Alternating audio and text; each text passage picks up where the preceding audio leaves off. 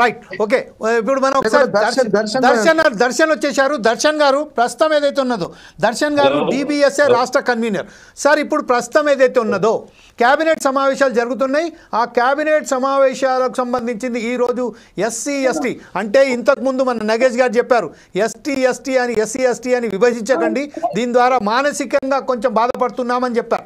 అయితే అది మాట్లాడుకుంటా విద్యార్థుల భవిష్యత్తు అగమ్య గోచరంగా మారబోతుంది.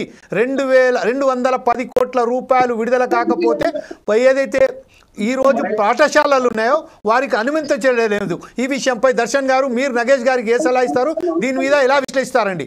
మీ ఫోన్ బ్యాక్ నుంచి ఎవరు కూడా మాట్లాడొద్దని చెప్పండి సార్, ప్లీజ్.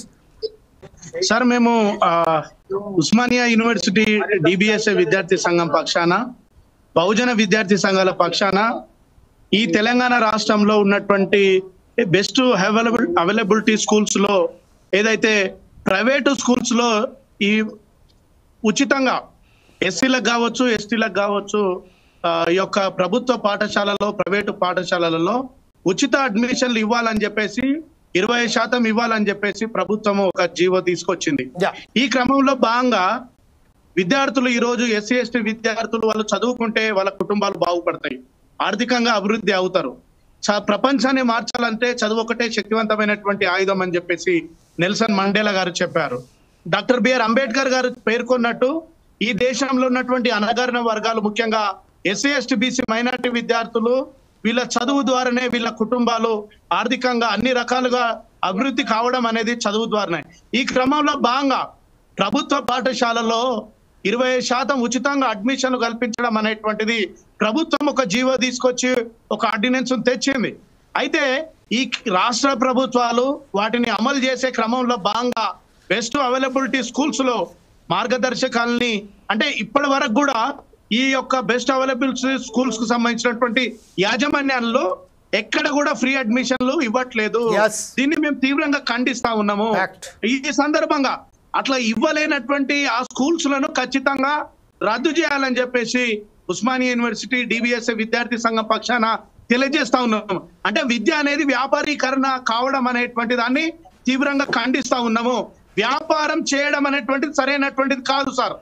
ఒక పేదవాడు చదువుకోవడం అనేది భారత రాజ్యాంగం కల్పించింది సార్. డబ్బులు పెట్టి ఎందుకు ఇన్ని రూల్స్ పెట్టుకుంటున్నారు? ఏది ఇంప్లిమెంటేషన్ చేయమని చెప్పండి. ప్రభుత్వం ఎందుకు చిత్తశుద్ధి లేదు?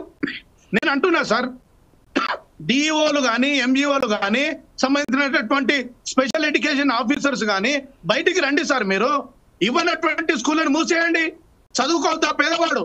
ఇన్ని రూల్స్ ఉన్నాయి, పేదవాడికి విద్య అందట్లేదు, విద్యను కొనుక్కునే పరిస్థితి వస్తా ఉన్నది. లక్షల రూపాయలు డొనేషన్లు ఈ రోజు ప్రైవేట్ స్కూళ్ళల్లో ఉన్నాయి. ఏడుకెళ్ళి తెచ్చి కడతారు సార్. ఎంతో మంది పేరెంట్స్ ఊరేసుకొని చచ్చిపోతా ఉన్నారు ఈ ప్రైవేట్ స్కూళ్ళల్లో ఫీజులు కట్టలేక. అరే ఫీజు కట్టకపోతే బయట నిలబెట్టిస్తా ఉన్నారు, బయట వరండాల్లో ఉంటా ఉన్నారు. విద్యా హక్కు చట్టం 2009 ప్రకారంగా ఒక ప్రైవేట్ స్కూల్ ఏర్పాటు కావాలంటే గ్రౌండ్ ఉండాలి, ఒక ఫైర్ స్టేషన్ ఉండాలి, క్వాలిఫైడ్ బీఈడి టీచర్స్ ఉండాలి. ఇవన్నీ ఏం లేకున్నా కూడా ప్రైవేట్ స్కూల్స్ నడిపించుకుంటున్నారు.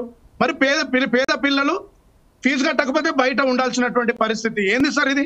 అంటే మానసికంగా ఎస్సీ ఎస్టీ విద్యార్థులను చదువులకు కుట్రలు చేసేటువంటిలో భాగంగా ఈ రోజు ప్రభుత్వాలు చేస్తా ఉన్నది.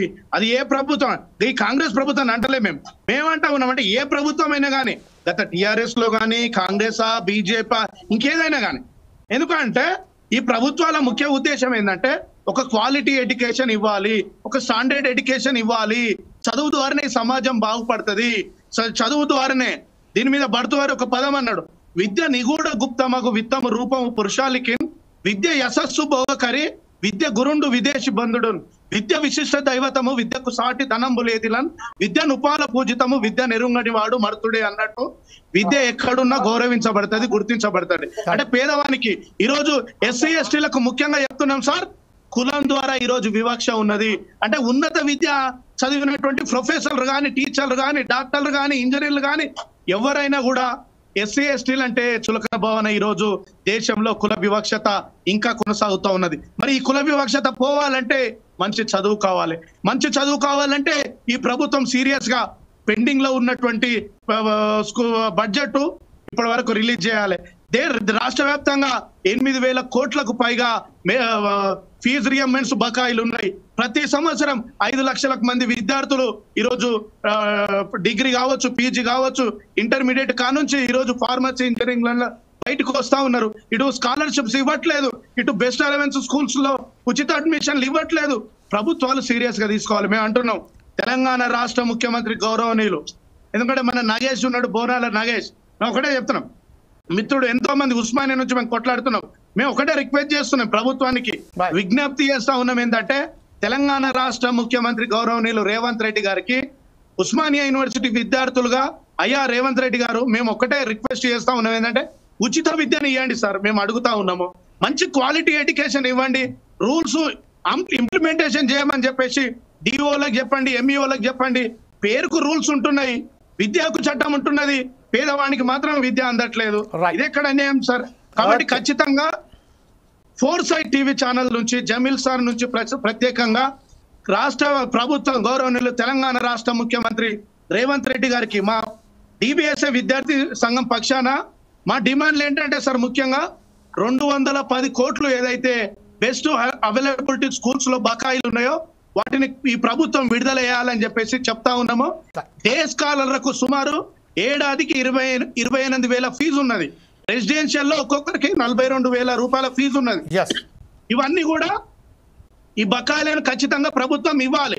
ఇస్తేనే ఏమైతుందంటే యాజమాన్యాలు కూడా ముందుకు వస్తారు. కాబట్టి ఖచ్చితంగా రాష్ట్ర వ్యాప్తంగా ఉన్నటువంటి 237 స్కూళ్లను, ఏదైతే బెస్ట్ అవైలబుల్ స్కూల్స్ 237 ఉన్నాయో వాటిలో ఖచ్చితంగా ఉచితంగా 25% అడ్మిషన్లు ఇవ్వకపోతే వాటి అనుమతుల్ని రద్దు చేయాలని చెప్పేసి ఈ సందర్భంగా సుమారు 26,000 మంది ఎస్సీ ఎస్టీ విద్యార్థులకు 26,000 మంది ఖచ్చితంగా.